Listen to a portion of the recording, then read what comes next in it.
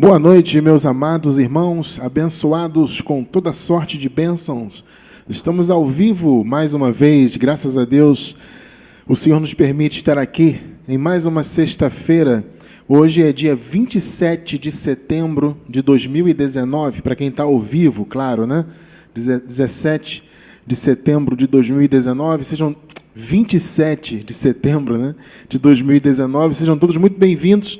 Agora são 9h02. Estamos ao vivo, graças a Deus. Deixa eu ver o áudio como está aqui. Está perfeito o áudio, tudo certinho. Então, meus amados, vamos para mais um estudo de escatologia consumada. Estamos aqui ao vivo para isso, para trazer mais um pouco desse entendimento que tem sido tão bom para nós, né? O Senhor tem nos permitido conhecer coisas maravilhosas e alcançar um entendimento muito bacana a esse respeito. O nosso ministério defende a escatologia 100% consumada e temos defendido essa tese já há muitos anos e estamos trazendo essa nova série de estudos. E hoje é o 6º estudo. Eu quero convidar você que está ao vivo com a gente, se este é o seu primeiro estudo, amado, assista, fica ao vivo com a gente, não precisa sair da transmissão não, fica com a gente, mas volta depois e assiste desde o primeiro. Tá? Porque não faz sentido, né, amado? Imagina você pegar um livro de 10 capítulos, ou 12, sei lá, e chega na metade, no capítulo 6, você começa a ler dele. Não tem sentido, né? Você lê um livro a partir do capítulo 6, ou da metade do livro, e aí você lê só um capítulo ou 2, e depois não entende e ainda reclama, né? Isso tem acontecido bastante. Muitos irmãos mandam mensagens, e às vezes reclamam, chamam de bobagem, de heresia, que a escatologia consumada não está de acordo com a Bíblia, e mandam dúvidas que já foram respondidas em outros estudos. Isso acontece por quê? Porque a pessoa está pegando no meio do caminho. Tá? Então, amado, não leia o livro do meio para frente, ou leia só um capítulo. Assista todo o estudo. Esse estudo nosso é um estudo só, mas ele é dividido em capítulos, como um livro. Tá? Então, é fundamental você assistir a todos os estudos. Hoje, como eu falei, é o 6º, tá? E nós vamos deixar o link embaixo do vídeo no YouTube, na descrição do vídeo. Você abre o box de informações do vídeo, você encontra o link de todos os estudos, tá? E também vamos deixar depois na gravação o link no primeiro comentário aqui embaixo, tá? Em primeiro comentário vai estar o link com todos os estudos e também na descrição do vídeo, tá? Então, assista todos, vamos crescer junto para você entender. Mais uma vez, se este for o seu primeiro estudo, você está ao vivo com a gente, ou você achou essa gravação depois, né, no YouTube, amado, dá uma pausa nesse, se você está pela gravação, dá uma pausa nesse, vai lá, assiste o primeiro, o segundo, até chegar nesse, e se tiver mais para frente aí no futuro, assista mais, tá bom? Então, amados, hoje vamos falar de arrebatamento, ressurreição e transformação na visão da escatologia consumada, né? Nós temos defendido essa visão, como eu falei, e quando você fala que Jesus já voltou, que a escatologia já foi consumada, isso implica em muitas coisas, né? Eu acredito, abençoados, particularmente, que veja bem, só no primeiro estudo que nós trouxemos, que foi um estudo apenas de premissas, alguns pontos, algumas premissas, só aquele estudo, no meu modo de ver, ele já é suficiente para a pessoa concluir que a volta de Jesus já se consumou. Para mim, aquele estudo é suficiente, tá? Em que sentido? No sentido que ali nós apresentamos Jesus falando da sua vinda para aquela geração. Entende? Mas é claro que a gente não pode simplesmente falar isso e pronto. Por isso que nós estamos trazendo esses estudos em capítulos para poder explicar todas as implicações disso. Né? Você afirma, Jesus já veio, tá, mas e aí? E aquela passagem? Né? E o que Jesus falou ali? E o Apocalipse de João? Mas e o que Paulo falou? E arrebatamento? E não sei o quê. Então a gente tem que explicar as implicações. Então nós estamos trazendo a nossa visão, né, dessas implicações da volta de Jesus ter acontecido no ano 70, na visão da escatologia consumada. É um trabalho muito difícil, porque nós estamos destruindo fortalezas, amados, criadas há muitos séculos e que foram implantadas em nossas mentes, na minha também, né? Então a gente vai trazendo esse estudo, é claro que o Espírito Santo é que trabalha, né? O Espírito Santo vai usando a palavra e vai destruindo as fortalezas e tudo vai ficando mais claro. Mas é bem verdade que não é fácil, né? Eu tenho tido uma preocupação grande com esse estudo nosso, de trazer o mais claro possível. Eu estou tentando ir o mais direto possível, né? Tentando evitar, como se costuma dizer, né? Aquele negócio de encher linguiça, né? Eu estou tentando evitar isso, né? Tirar o excesso e trazer direto para o raciocínio dos abençoados. Tá? Então, como eu disse, hoje vamos falar de arrebatamento, ressurreição e transformação na visão da escatologia consumada. E está aí, então, o tema de hoje, tá? Só para registrar aí em vídeo. Tema de hoje, arrebatamento, ressurreição e transformação. Como isso aconteceu no ano 70 e como a visão da escatologia consumada explica isto, né? Muito bem, amados, vamos primeiro ver rapidamente o conceito. Aliás, antes de eu falar isso, para quem está ao vivo, nós estamos aqui, espero que a internet esteja legal, que não haja nenhuma queda, mas se houver, amado, não desanima não, fica aí. Se houver alguma instabilidade de nosso sinal aqui, peço a você que fique firme, que assim que reconectar, volta para você, tá? Espero que não haja, né? Porque essas quedas, interrupções, né, atrapalham bastante, mas é sempre bom fazer esse aviso. Eu tenho certeza que um dia a gente vai ter uma internet bem melhor aqui para acabar com esse tipo de problema, né? Mas, se Deus quiser, vai estar tudo certo hoje. Já deu, pela fé.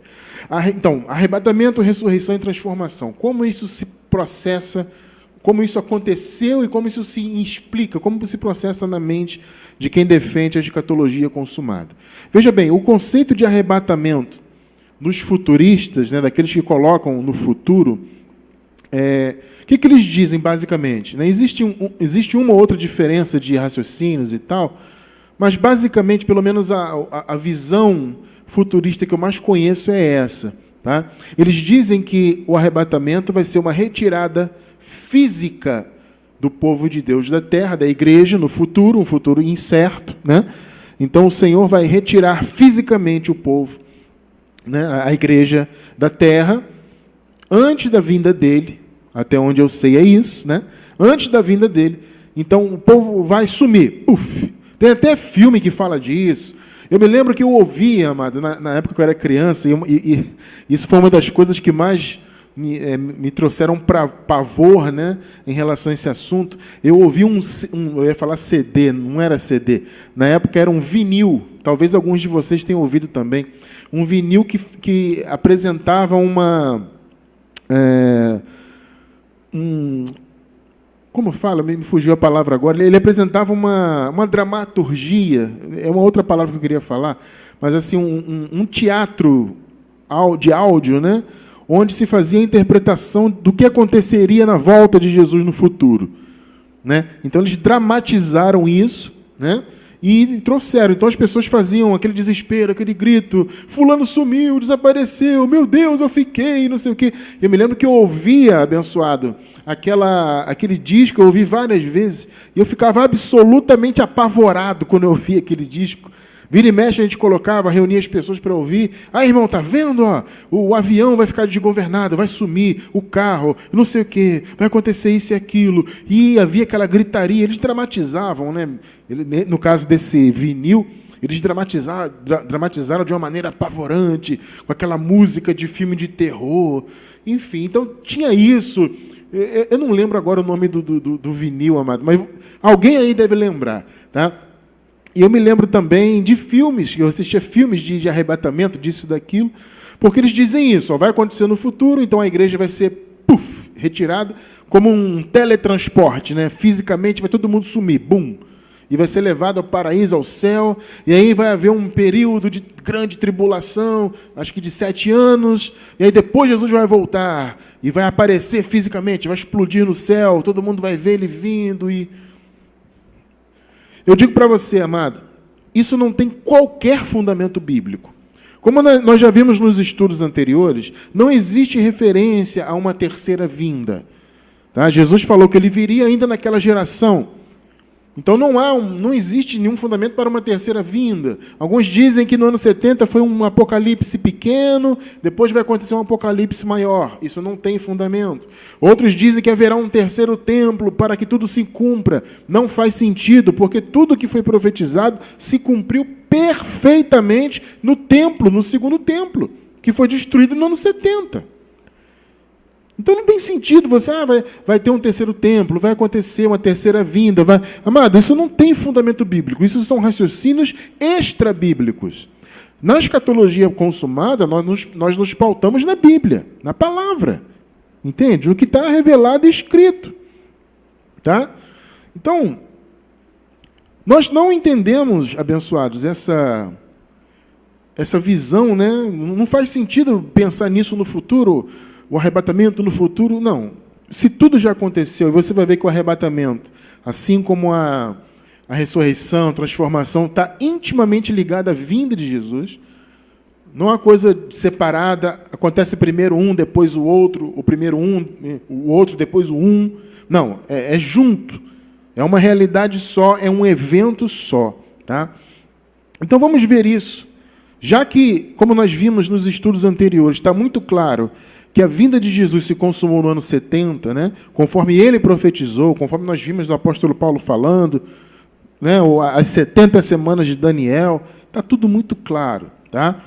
Então, como fica, né, essa questão de arrebatamento, né? Já que há essa visão que eu falei, que é a mais famosa, né? Existem outras um pouco diferentes, um ponto ou outro, mas basicamente é isso, né? Sempre colocando para o futuro. Como fica isso na visão da escatologia que já foi consumada? E que é a visão bíblica, tá? Como eu falei, todo pensamento fora da escatologia consumada, ele é um pensamento extra-bíblico. Se você quer estar na Bíblia, então você fica com a escatologia consumada. Essa é a nossa proposta aqui, tá? Então, uma coisa importante da gente ver primeiro é em relação ao reino de Deus, a característica principal do reino de Deus. Vamos ver isso? Lucas 17, versículos 20 e 21. Essa passagem é muito importante para a gente entender o raciocínio de hoje. Vamos ler juntos, então. Lucas 17, versículos 20 e 21. Vamos lá. E, interrogado pelos fariseus sobre quando havia de vir o reino de Deus, olha só, ele está falando da vinda do reino. A vinda do reino veio quando Jesus veio, na parousia, no ano 70. Tá? Então, interrogado pelos fariseus sobre quando havia de vir o reino de Deus, respondeu-lhes e disse: o reino de Deus, olha o que está frisado aí, amado, não vem com aparência exterior. Está vendo aí? Não vem com aparência exterior, nem dirão, ei-lo aqui ou ei-lo ali, porque eis que o reino de Deus está dentro de vós. Olha só o que Jesus está falando aqui, amado. Percebeu que a característica do reino é o quê? Que o reino é espiritual.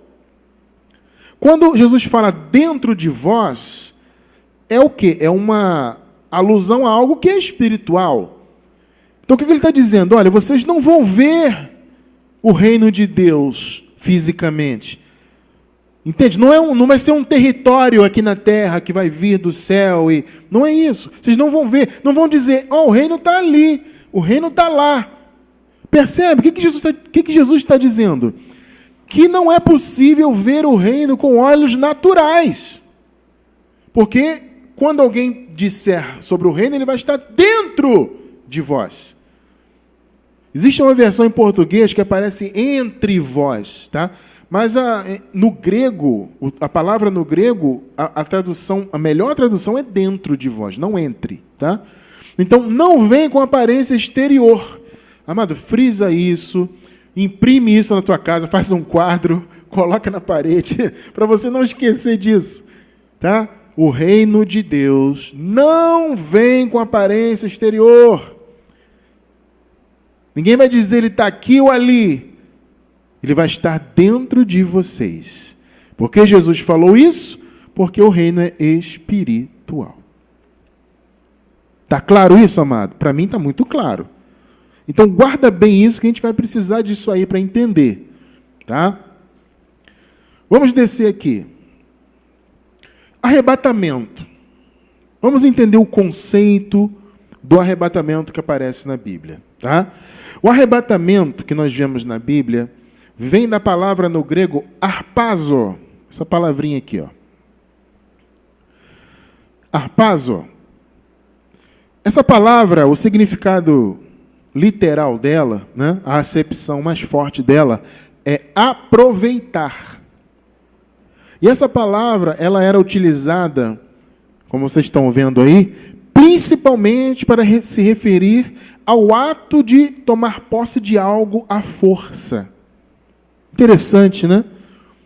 Alguém poderia perguntar, mas Cristiano, como que essa palavra chegou até esse entendimento, até esse significado, né? Porque parece que não tem nada a ver, aproveitar, o que tem a ver?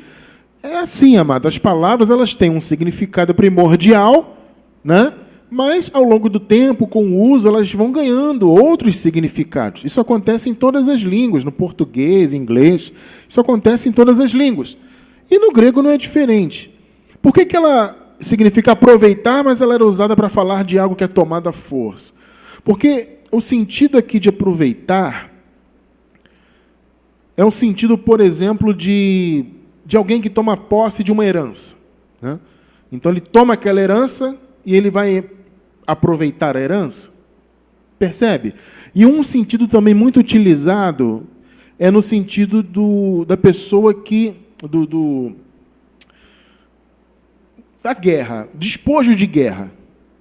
Quando uma nação entrava em guerra com outra e vencia a guerra, a nação que vencia, o que ela fazia? Ela tomava posse da terra, tomava posse dos bens da nação que perdeu. É os chamados despojos de guerra. Então, esse é o sentido. Ou seja, eles venciam a guerra e, entre aspas, aproveitavam-se do que eles resgatavam das outras nações. Ou seja, eles tomavam a força. Está vendo como é que o sentido vai chegando perto? Né?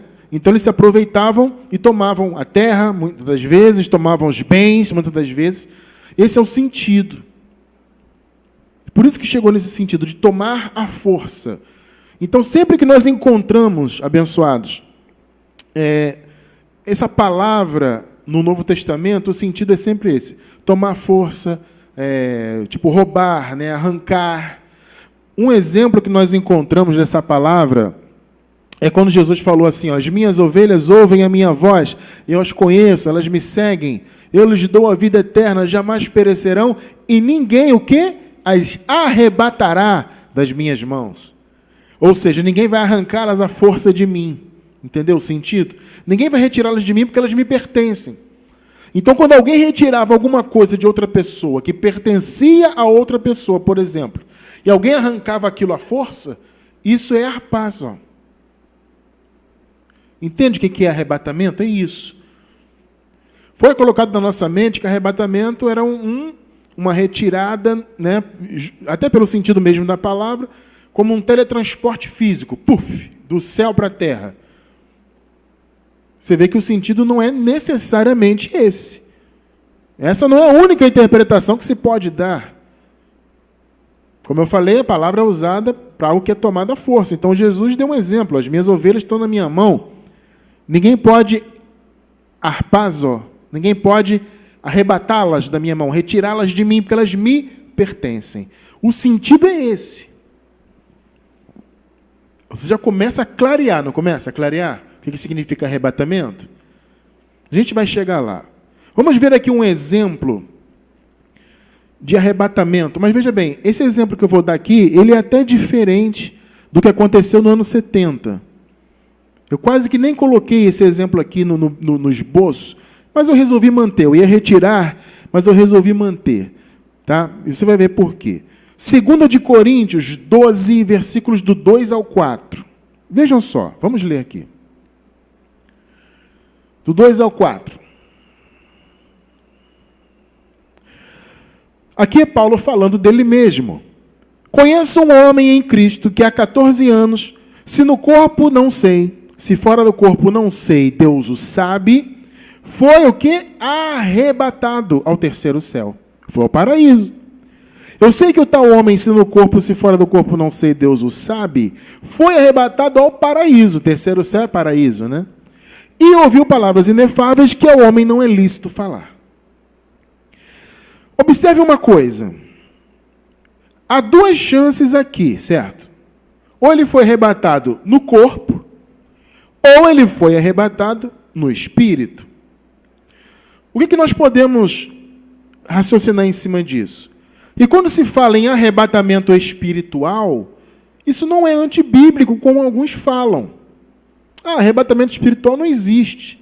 Veja, a palavra harpazo, ela até poderia ser usada para um arrebatamento físico, porque ela significa isso, algo que é retirado à força, algo que pertence a alguém e retirado à força. Contra a vontade, por exemplo.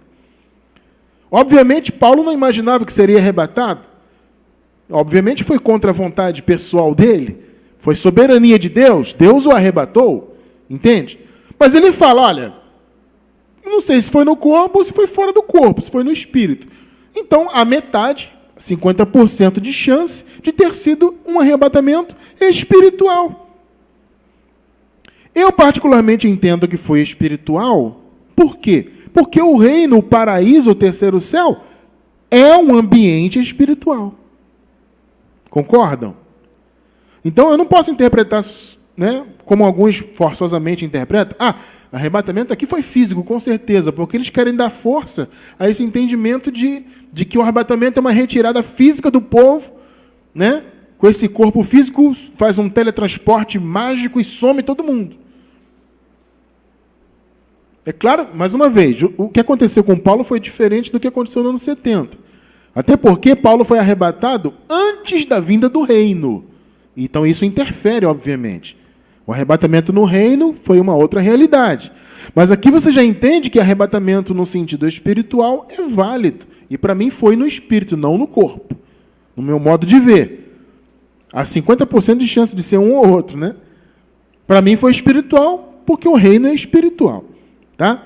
Então isso foi só mais uma curiosidade, um parêntese que eu abri, para vocês verem que falar em arrebatamento espiritual não é algo sem precedentes. Não. Como muitos querem fazer acreditar. Então, abençoados, a vinda do reino foi algo que aconteceu no âmbito espiritual.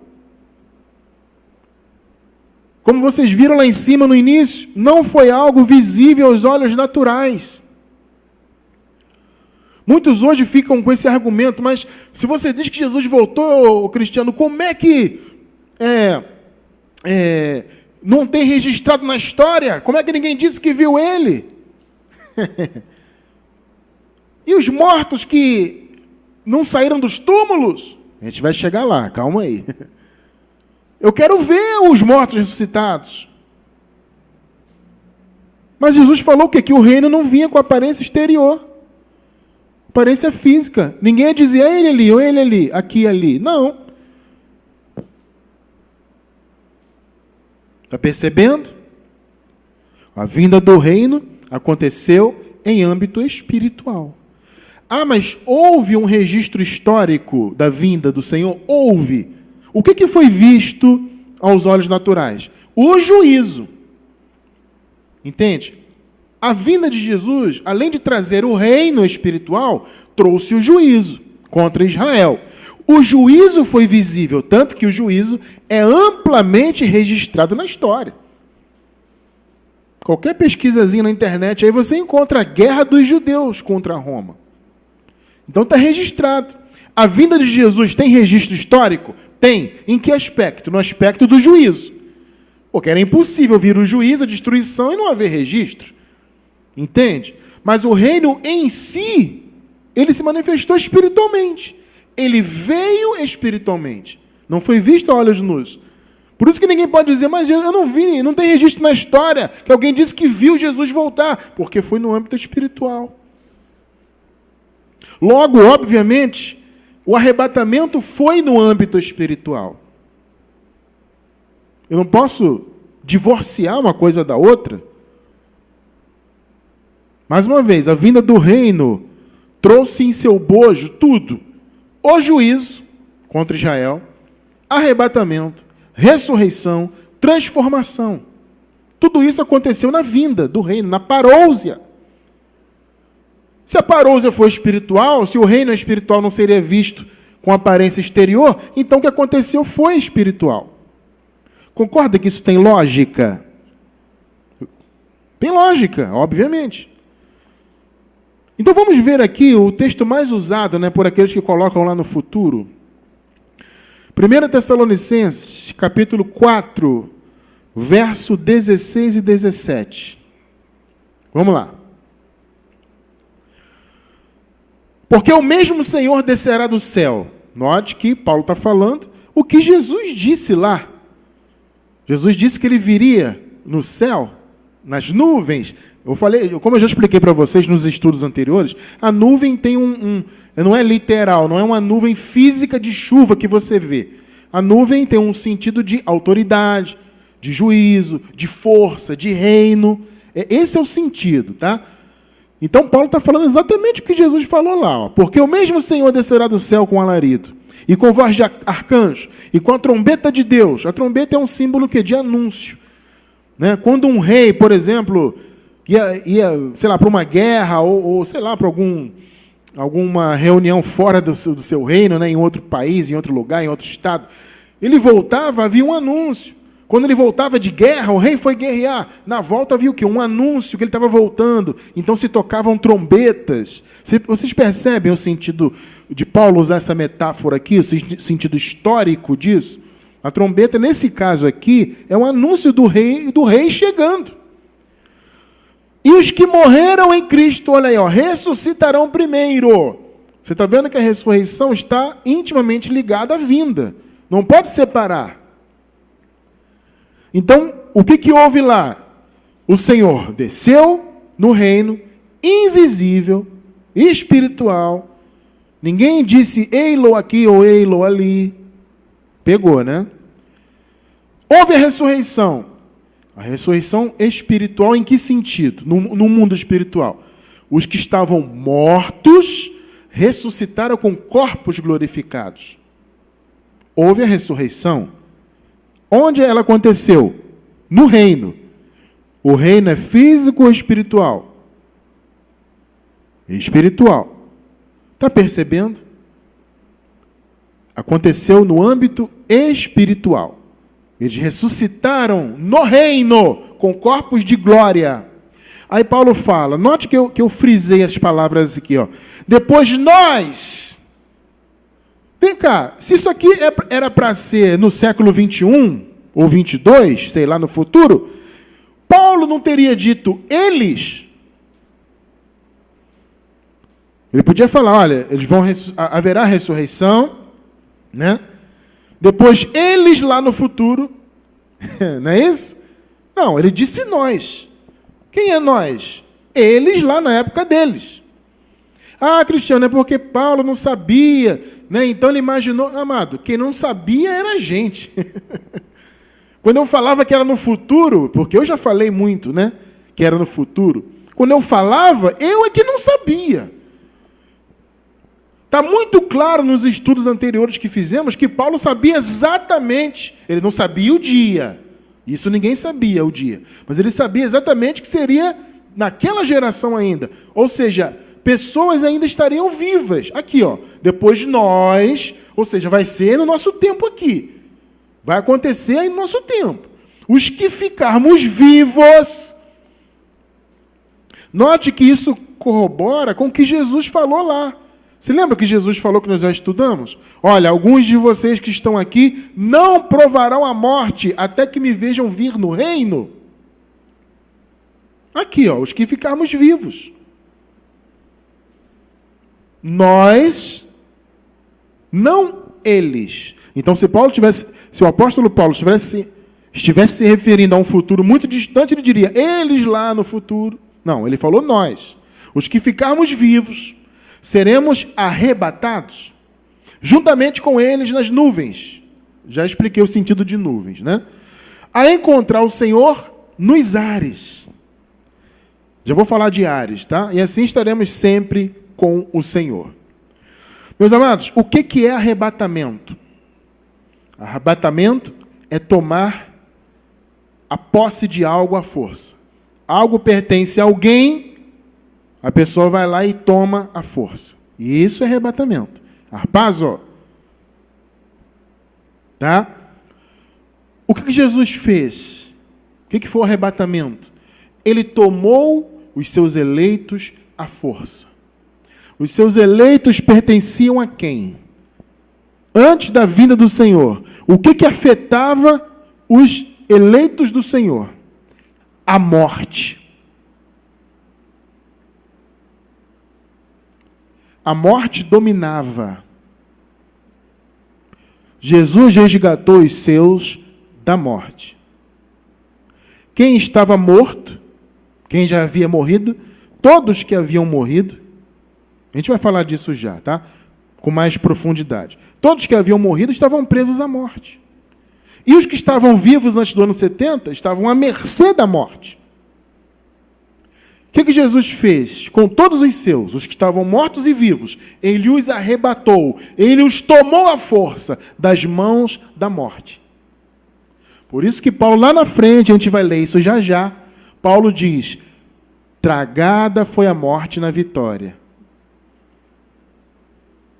Onde está a morte, a seu aguilhão? A morte era o inimigo, que tinha que ser aniquilado. A morte foi aniquilada no ano 70, foi destruída. A gente vai entrar mais profundo nesse conceito já já. Então a morte dominava. Amado, agora veja bem, o que é a morte? Vamos pensar bem aqui no que é a morte. Biblicamente, a morte ela é mais do que a morte biológica desse corpo. Porque veja, amado, a morte biológica desse corpo, ela tem que acontecer. Inevitavelmente. As pessoas, quando nos ouvem falar de escatologia consumada, elas pensam assim, puxa, mas Cristiano, eu tenho a esperança de que eu não vou morrer. Se Jesus já voltou, então quer dizer que eu vou morrer? Eu tenho a esperança de ele vir a qualquer momento e eu ser arrebatado e não morrer. Não existe essa esperança. Nem essa promessa. Adão, isso aqui é Adão, a carne, o corpo. Adão tem que morrer. A morte biológica, você vai ver isso daqui a pouco, a gente vai entrar lá. A morte biológica, ela é obrigatória, ela vai ter que acontecer. Morte na Bíblia não é morte biológica. A morte é o aprisionamento na não existência. Esse é o ponto. Os que estavam mortos antes do ano 70 estavam presos na morte, no chamado lugar dos mortos, que era o Hades. O Hades nada mais é do que sepultura. Hades é sepultura, tá, amado? Ou seja, estavam presos na morte. Estavam fora da existência. Esse é o sentido da morte. É mais profundo do que morte biológica.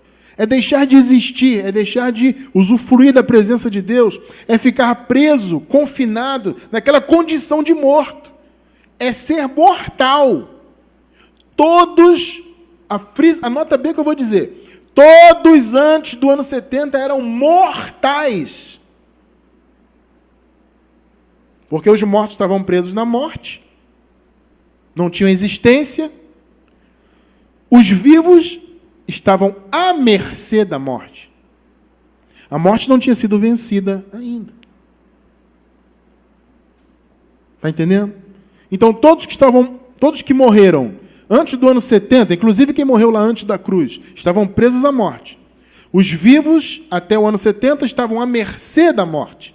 Na sua vinda, o Senhor retirou todos da morte. Veja, não é morte biológica. Essa tem que acontecer e você vai ver já já por quê. Ele está falando do aprisionamento da morte. As pessoas que estavam sem existência, apesar de serem eleitas de Deus, morriam, ficavam presos na morte. A morte era o último inimigo que tinha que cair. Na época de Paulo, ela estava lá ainda. Então a vinda de Jesus foi para quê? Foi para arrebatar os eleitos da morte. Retirá-los, tomá-los de volta. A morte estava reinando. Vocês estão compreendendo isso? A ressurreição acabou com isso. Quem era mortal passou a ser imortal. A gente vai entrar mais nisso mais à frente. Aí alguém pode perguntar assim, mas irmão Cristiano, tudo bem, eu estou entendendo isso aí, Mas e a ressurreição de Jesus? Né? A ressurreição de Jesus, ela foi vista, né? Jesus ressuscitou, saiu do túmulo, foi visto, andou com as pessoas, e isso é um excelente argumento. É verdade. Mas, veja bem, amados, Jesus foi a primícia dos mortos, dos ressuscitados? Foi. Mas a ressurreição dele foi ligeiramente diferente, porque havia um motivo para isso. O que é a ressurreição para nós? Para os que estavam lá, né, antes do ano 70, ressuscitaram, e para nós hoje. O que é a ressurreição? É a troca dos corpos. Você tem esse corpo atual, você vai receber um novo corpo. Essa é a promessa. E é isso que você encontra na Bíblia. Um corpo glorificado. Paulo chama de uma nova casa, um novo edifício. É outro corpo. O de Jesus foi o mesmo. Teve um motivo. Primeiro, por que Jesus voltou no mesmo corpo, só que restaurado, e depois que ele foi glorificado esse corpo? Por quê? Primeiro, porque Jesus, amado, ele não podia ir direto para o paraíso. Jesus tinha uma promessa de retornar para os seus, aqueles que andaram com ele lá. Agora você imagina se Jesus morre e some, e fica no túmulo, e ele assume um novo corpo e some. Como ficaria a fé daqueles irmãos que esperavam ele voltar? Que tinham recebido a promessa de que ele estaria com eles de novo? Como seria a fé cristã se Jesus não tivesse aparecido novamente para dizer: olha, estou aqui, eu sou de fato o Messias. Aqui, eu voltei para vocês. Levem a minha mensagem. Pensa nisso. Você entende por que a ressurreição de Jesus teve essa característica ligeiramente diferente? Na verdade, até bastante diferente, se você olhar bem. Houve um motivo para ser diferente. O fato é que ressurreição existe, Jesus provou isso. Ele teve que voltar para que houvesse registro histórico da sua ressurreição, como nós vemos aí na Bíblia. Então houve registro da sua ressurreição, ele esteve com os seus discípulos e depois ele foi glorificado. Agora eu te digo, por que? Um segundo motivo. O primeiro é esse, ele tinha que voltar e reaparecer, para cumprir a promessa, para demonstrar, de fato, eu sou o Messias, para encher o coração dos seus discípulos de fervor, de esperança, de vontade de fazer a obra. Agora, o segundo motivo é que Jesus ressuscitou antes da vinda do reino. Entende? Por isso que foi visível. O reino só veio no ano 70. O reino espiritual, invisível. Então a ressurreição dos eleitos de Deus foi diferente porque ela já foi dentro do âmbito do reino. Jesus ressuscitou antes do reino. Você está entendendo isso? Agora, o principal, além desse motivo do reino, o principal foi esse mesmo, que eu falei antes.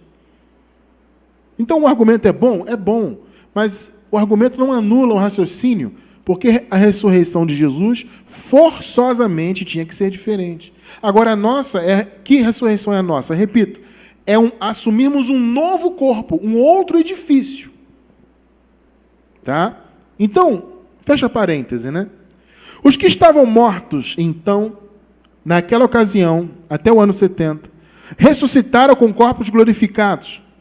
Os que estavam vivos foram espiritualmente arrebatados. Ou seja, eles foram resgatados, tomados à força da morte, da mão da morte. E aí houve um encontro com o Senhor no reino espiritual. Agora, olha que interessante. Alguém pode perguntar assim, mas, Cristiano, se o arrebatamento foi espiritual, significa então que Jesus retirou o espírito das pessoas? Não, amado, não é isso. O arrebatamento espiritual é o quê? Não é a retirada do espírito das pessoas. Foi a retirada das pessoas da mão da morte. Você está entendendo isso? Vou repetir, o povo de Deus estava preso à morte. Todos que morreram antes da cruz, depois da cruz, durante o período de transição, todos foram mortais, estavam presos na morte, na sepultura, confinados, não tinham existência. Suas almas e seus espíritos estavam lá sem existência. E os que estavam vivos até o ano 70 estavam à mercê da morte. Eles eram mortais. Agora, veja que interessante isso aqui. Quando você vê o encontro com o Senhor nos ares, A gente pensa logo o quê? Poxa, flutuar, né? O Senhor vai arrebatar, a gente vai flutuar. A palavra ares, né? Vem do grego aer. Ela é uma palavra que falava especificamente do ar mais baixo, mais denso, ou seja, o ar que nós respiramos. O encontro foi nos ares, ao nosso redor. Olha que tremendo isso. Note que eu estou indo lá na palavra no grego. A gente sempre ouviu o encontro nos ares, então vamos subir. Mas os ares são esses ares aqui. É o ar denso, é o ar que está ao nosso redor, é o ar que eu respiro, que nós respiramos. Então você percebe que arrebatamento não é retirada, nesse sentido de arrancar fisicamente da terra, ou retirar o espírito da pessoa de dentro dela, não. É arrebatar das mãos da morte. É arrebatar de uma condição. O povo estava em condição de morte. O povo era mortal. O Senhor arrancou, arrebatou os seus eleitos da morte.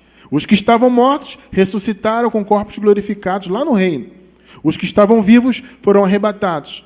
Nos ares se encontraram. Mas não é no ar lá em cima, é no ar aqui embaixo. Percebe? Está começando a ficar claro para você, né? Para mim está muito claro. Então, amado, esse arrebatamento que o sistema sempre pregou, né? De um teletransporte mágico e físico, puf, todo mundo sumiu. Isso é ficção de filme, amado. Isso aí é bom para quem faz filme em Hollywood. A Bíblia não fala nada disso. A Bíblia fala de um resgate.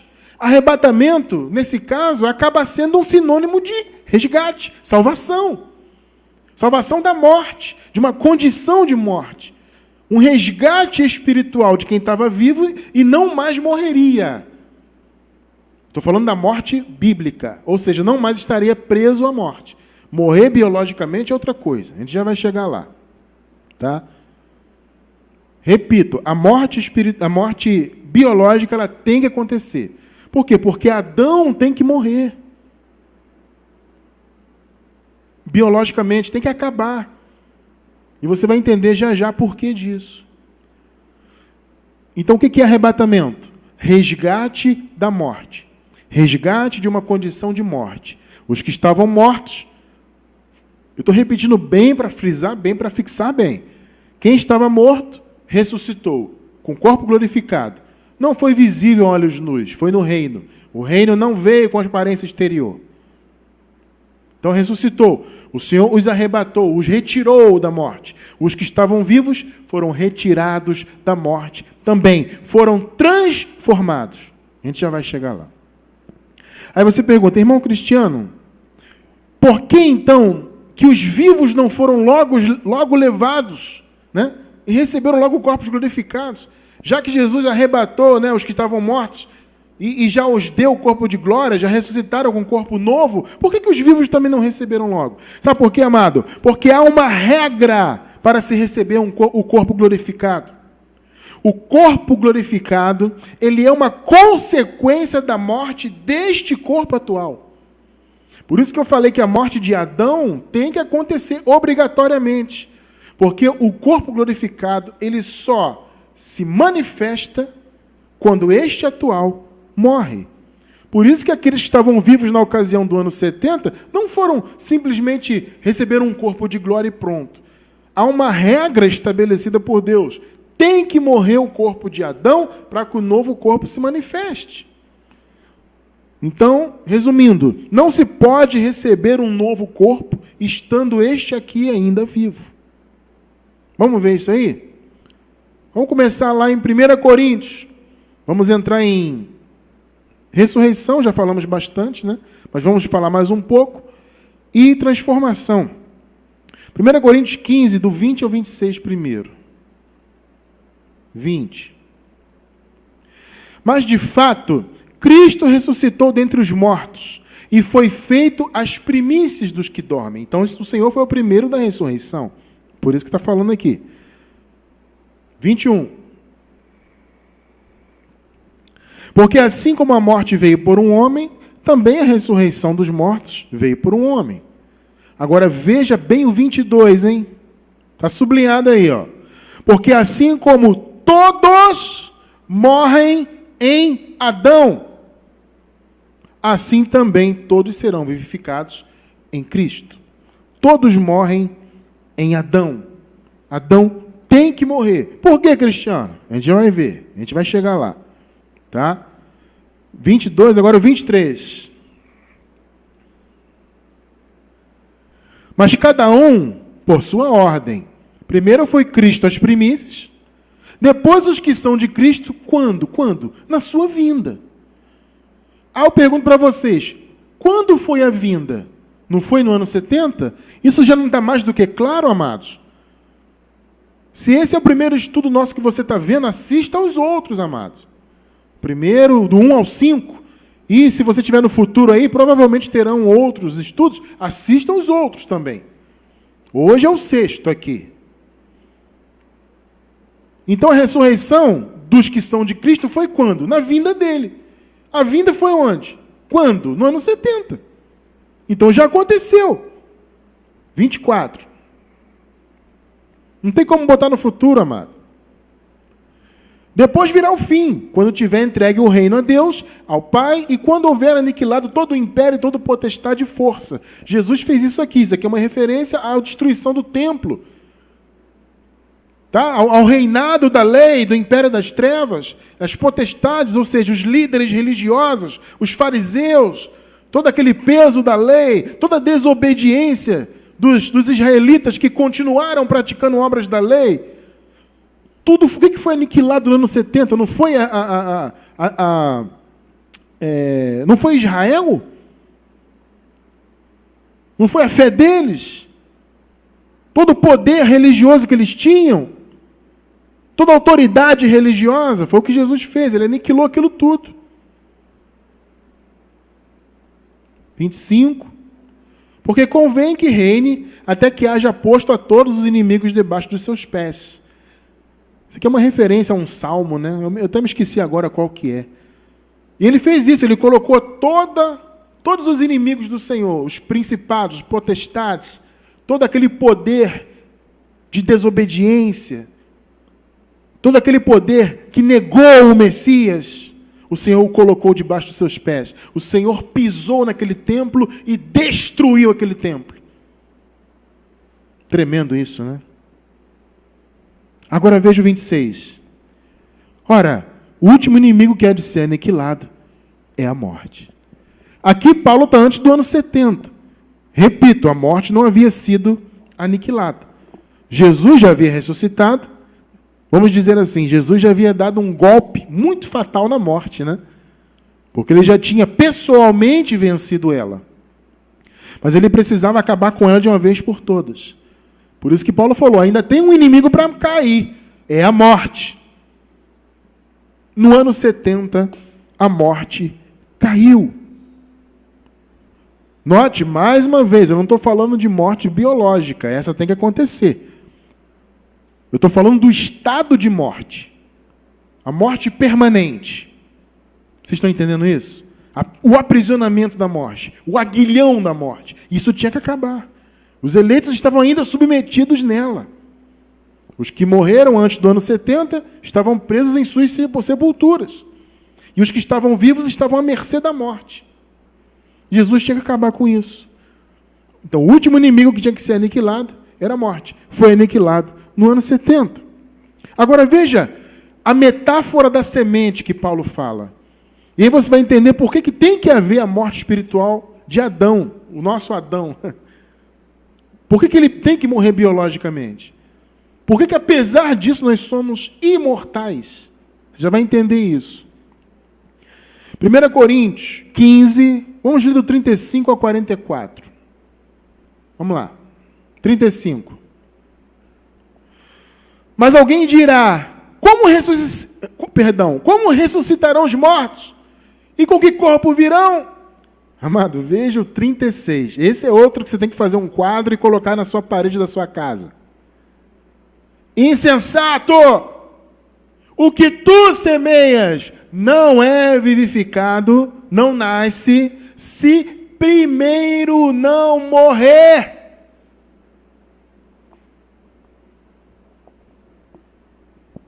No contexto aí, você vai ver já já. Paulo usa a metáfora da semente. Ele diz o quê? O que é essa metáfora? Que o nosso corpo, que está vivo biologicamente, o Adão, ele é a semente do novo corpo. O novo corpo é resultado da morte do primeiro. Ou seja, quando você planta uma semente, você vai ver aquela semente germinar e dar a sua árvore, a sua planta, mas a semente tem que morrer, amado. Ela tem que ser sepultada e morrer. Se a semente não morre, não tem fruto. Olha a metáfora do Paulo. É isso que eu falei. Eu falei anteriormente da regra. Por que os que estavam vivos já não foram logo levados e transformados? Há uma regra. Primeiro tem que morrer a semente. Nessa metáfora, o que é a semente? É o corpo de Adão. 37. E quando semeias, não semeias o corpo que há de nascer, mas o simples grão, como de trigo, ou de outra qualquer semente. Note que isso é uma metáfora, obviamente. Mas Deus dá-lhe o corpo, 38 e 39, né? Deus dá-lhe o corpo como quer, e cada semente o seu próprio corpo. Nem toda a carne é a mesma carne, mas uma carne é a carne dos homens, a outra a carne dos animais, a outra dos peixes e outra das aves. Paulo está argumentando o quê? Que o novo corpo ele é outro. O resultado dele é o quê? É a semente plantada. O que é a semente na metáfora? É o corpo atual. O que Paulo falou? Para você ver o que foi plantado, para o que foi plantado vir à vida, tem que morrer a semente. 40 e 41. E há corpos celestes e corpos terrestres. Mas uma é a glória do celeste e outra dos terrestres. Né? E uma é a glória do sol, a outra é a glória da lua, e a outra é a glória das estrelas, porque uma estrela difere em glória de outra estrela. Vai observando bem isso aí, amado. Ele está falando da diferença dos corpos. Ou seja, o corpo glorificado é um outro corpo, é diferente. 42. Assim também a ressurreição dentre os mortos. Olha só a revelação aqui. Semeia-se o corpo em corrupção, ressuscitará em incorrupção. Para haver ressurreição, tem que haver a semeadura do corpo atual. Então, na metáfora, o corpo atual é uma semente que é semeada em corrupção, porque é um corpo de corrupção, e ressuscitará em incorrupção. Você entende por que tem que haver a morte de Adão, desse Adão nosso aqui? Você entende isso? Entende por que aqueles que estavam vivos já não foram logo levados e transformados em um novo corpo? Não, tem que haver a morte primeiro. Todos morrem em Adão. Então tem que morrer para receber um corpo glorificado. É um outro corpo. A ressurreição para nós é essa. É um corpo novo. É um novo edifício, como Paulo fala, uma nova casa. Então tem que semear o corpo em corrupção, para ressuscitar em incorrupção. Nós vamos até o 44, nessa parte aqui, né? Então vamos lá, 43. Semeia-se em ignomínia, ressuscitará em glória. Semeia-se em fraqueza, ressuscitará em vigor. Amado, tem que plantar para colher. A visão aqui é essa. Essa esperança que, eu sonhava que, poxa, Cristiano, eu acreditava na vinda futura, eu tinha esperança que eu não ia morrer. Mas como que você vai receber o corpo glorificado se você não quer semear esse corpo aqui? Você entende isso? 44. Semeia esse corpo natural, ressuscitará corpo espiritual. Um é consequência do outro. Um morre como semente, o outro nasce. Né? Ou seja, vem à tona, se manifesta. Perdão. Se há corpo natural, há corpo espiritual. Um outro corpo. Pegou aí, né? Compreendeu, né? Percebeu por que Adão tem que morrer? E nós somos privilegiados. Nós que nascemos na nova aliança, depois dos anos 70, porque nós somos imortais. Você é um privilegiado. Eu sou, porque nós não veremos a morte. Ah, mas o cristiano, meu corpo vai morrer. O corpo biológico, ele é de morte, ele tem que morrer. Só que você não ficará preso na morte. Essa é a nossa glória. Jesus tem que ser louvado por isso, porque nenhum de nós ficará preso numa sepultura. Nenhum de nós experimentará a não existência. Nós vivemos para sempre. Esse corpo morre, ele é sepultado. Para nós, imediatamente recebemos o corpo de glória já no paraíso. É imediato. Não existe um período de transição. Não existe um período que vai ficar ali dormindo, né? O termo que se usa, né? Dormindo, morto, sem existência. Para nós não tem isso. Antes do ano 70, o povo viu a morte, experimentou a morte, saiu da existência. Nós não. Entende? Mas esse Adão aqui tem que ser sepultado. Você não pode colher se não plantar. Pegou, né? E a transformação, Cristiano? Transformação vem do grego alazó, significa a mudança de circunstância. Por exemplo, na Bíblia você encontra essa palavra em alguns exemplos. A Bíblia, quando se refere, por exemplo, à mudança de costumes, nós encontramos, por exemplo, mudança do tom de voz. Interessante isso, né? A aplicação dessa palavra, mudança, é uma mudança. É uma mudança de circunstância, uma mudança de realidade. O que aconteceu? Jesus voltou. Os que estavam mortos até o ano 70 ressuscitaram no reino espiritual, já receberam seu corpo de glória. Um outro corpo, uma outra realidade. Por que eles receberam? Porque o primeiro corpo já tinha sido plantado. Tá? A semente já tinha sido plantada, então eles receberam. Os que estavam vivos, não. Eles foram arrebatados espiritualmente, ou seja, foram retirados da condição de mortais para imortais. Como é o nosso caso hoje, somos imortais. Eles foram transformados, eles mudaram de condição. Você está percebendo o que é transformação? É você deixar de ser corruptível e ser incorruptível. Deixar de ser mortal para ser imortal.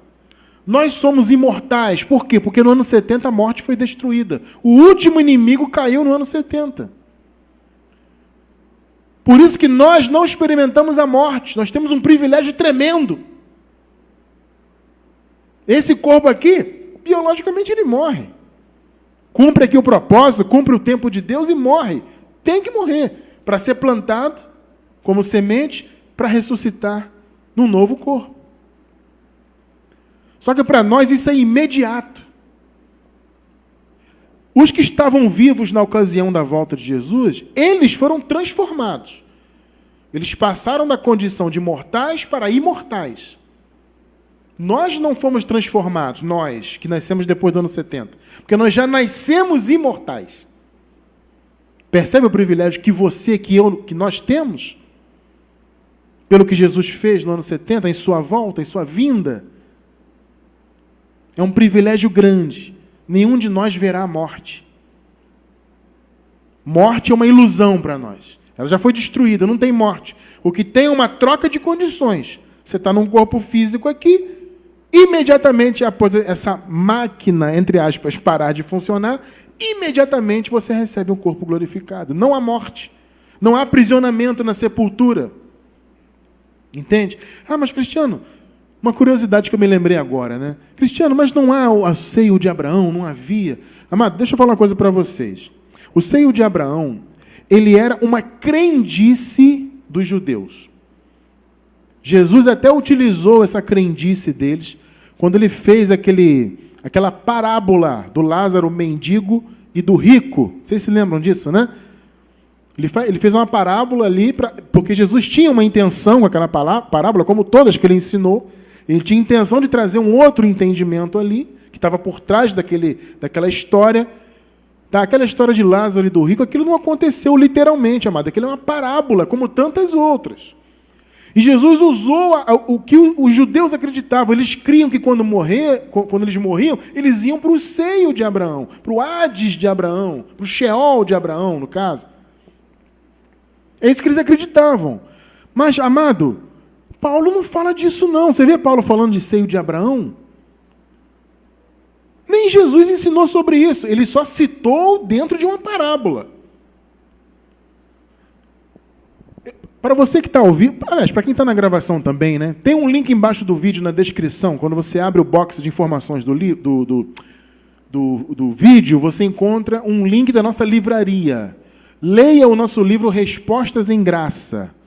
Leia, é de graça. É só clicar, você abre, lê, baixa, se quiser imprimir, fica à vontade. Leia lá. Uma das respostas fala sobre essa parábola do Lázaro e do rico. Tá? O seio de Abraão era uma crendice popular dos judeus. Tá bom? O que acontecia na realidade? Quem morreu antes do ano 70 não ia para seio de Abraão nenhum. Ia para a morte. E ficava preso na morte. É isso que Jesus venceu. Foi disso que Jesus resgatou os seus. Ele retirou da morte. Ele arrebatou das mãos da morte. Assim como ele disse, olha, ninguém pode arrebatar as minhas ovelhas das minhas mãos. Percebe que é o mesmo sentido? Por quê? Porque as minhas ovelhas me pertencem. Então ninguém pode arrebatá-las. Ou seja, ninguém pode tomá-las de mim. Foi o que Jesus fez em relação à morte. A morte tinha os eleitos presos na mão dela. O último inimigo. Jesus fez o quê? Arrebatou os seus eleitos da morte. Os que estavam mortos ressuscitaram já com corpos glorificados. Por quê? Porque o seu corpo tinha sido sepultado. A semente já tinha sido plantada. Os que estavam vivos foram arrebatados, retirados da morte, espiritualmente falando, ou seja, não mais passariam, não veriam a morte. Quem estava vivo no ano 70 teve o mesmo privilégio que nós, de não ver a morte. Então, quem esteve lá no ano 70 vivo foi transformado. Esse é o sentido da transformação. 1 Coríntios 15, 49 até o 57. E, assim como trouxemos a imagem do terreno, ou seja, Adão, carne, assim traremos também a imagem do celestial. 50. E agora digo isto, irmãos, que a carne e o sangue não podem herdar o reino de Deus. Aí, amado, está claro. Nem a corrupção herdará a incorrupção.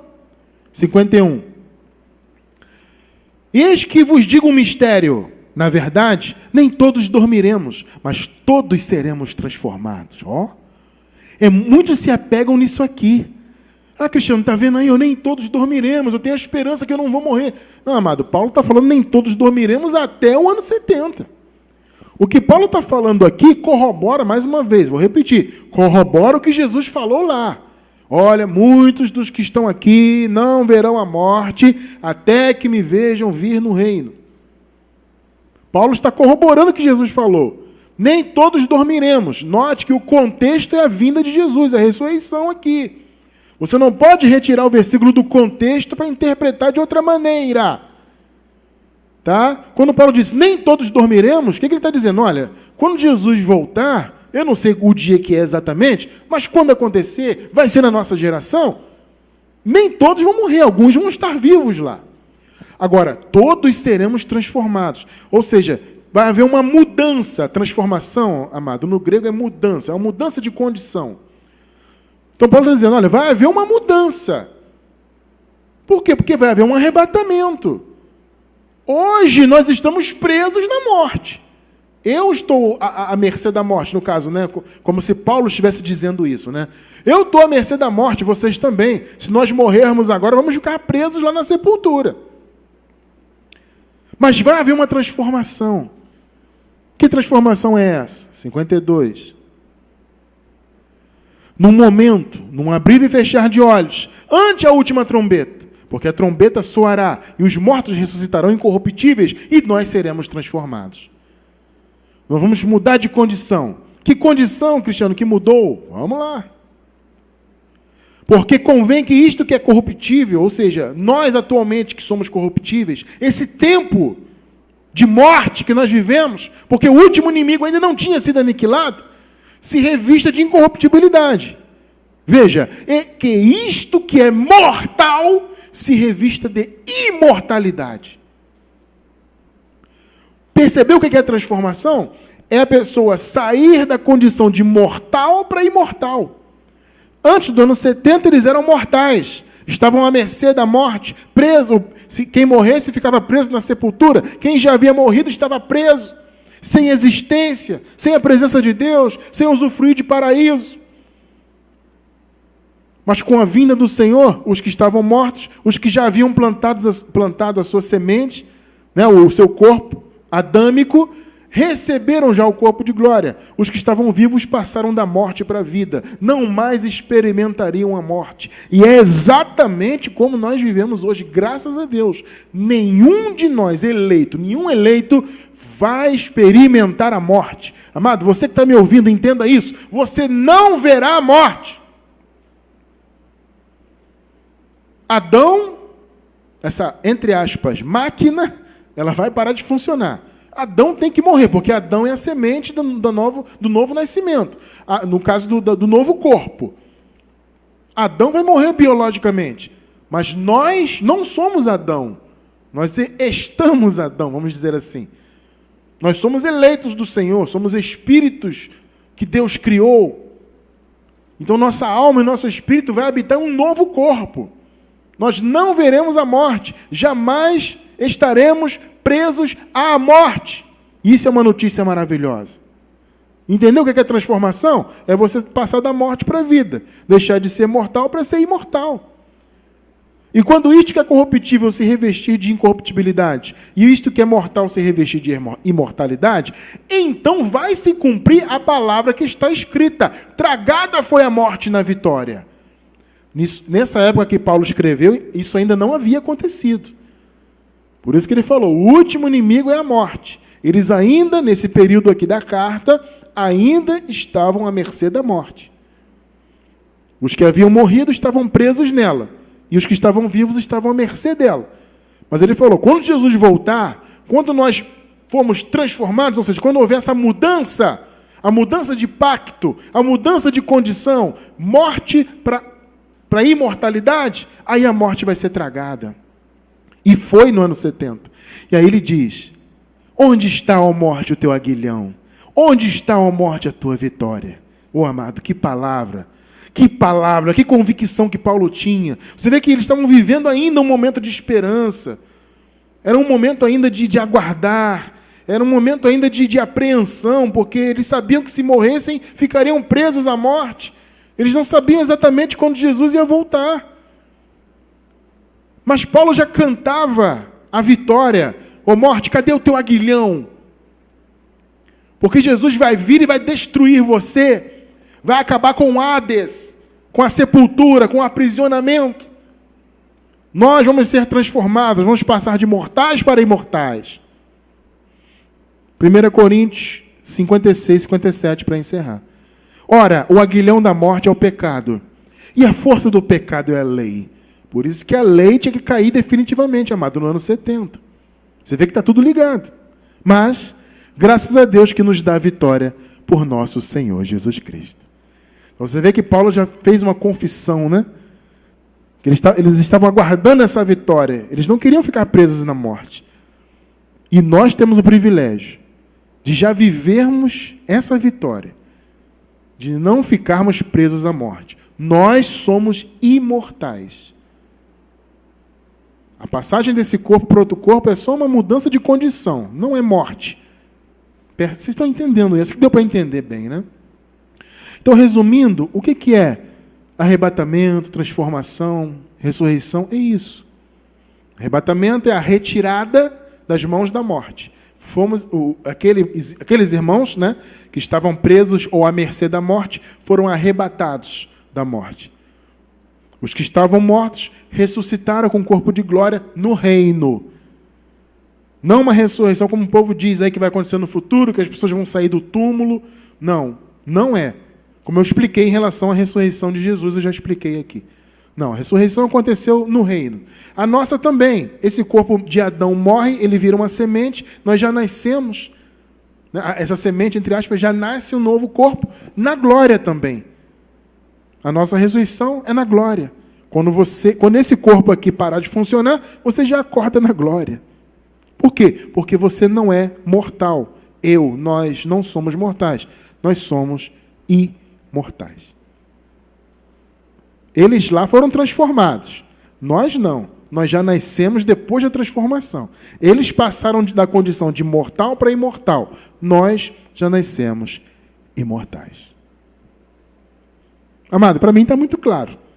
Eu acredito que eu consegui o meu objetivo de transmitir esse entendimento aos irmãos. Não é fácil, é muito difícil, como eu falei no início, lutar contra as fortalezas, mas com uma análise um pouco mais acurada, com calma, tendo como base tudo que nós já estudamos antes, eu acredito que fica fácil compreender isso, tá? Meus amados, muito obrigado pela audiência, tá? Pelo carinho de sempre. Vamos continuar estudando, vamos continuar crescendo. Se Deus quiser, na próxima semana voltaremos com outro assunto relativo, outro capítulo, né, do nosso estudo da escatologia consumada. Então, continue orando pelo seu amigo aqui, né, intercedendo. Tá? Muito obrigado pela audiência, pelo carinho. Graças a Deus a transmissão foi bem, né?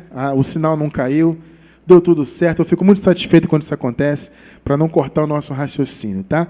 Gente, 10 horas, 22 horas e 13 minutos, horário de Brasília, tá? Para quem está ao vivo, uma boa noite. Você que está na gravação aí, bom dia, boa tarde, tá bom? E se Deus quiser, nos veremos no próximo domingo, tá? Nossa transmissão e reunião começa às 9h30 da manhã, tá? Às 10h30 começa o culto racional propriamente dito, mas às 9h30, horário de Brasília, da manhã, 9h30 da manhã, nós já estaremos ao vivo, se Deus quiser, batendo um papo com os irmãos. Então eu espero vocês no domingo, se Deus quiser, tá? Nunca se esqueçam, vocês são abençoados, tá? Graça e paz, e até domingo, se Deus quiser, meus amados. Vocês são abençoados.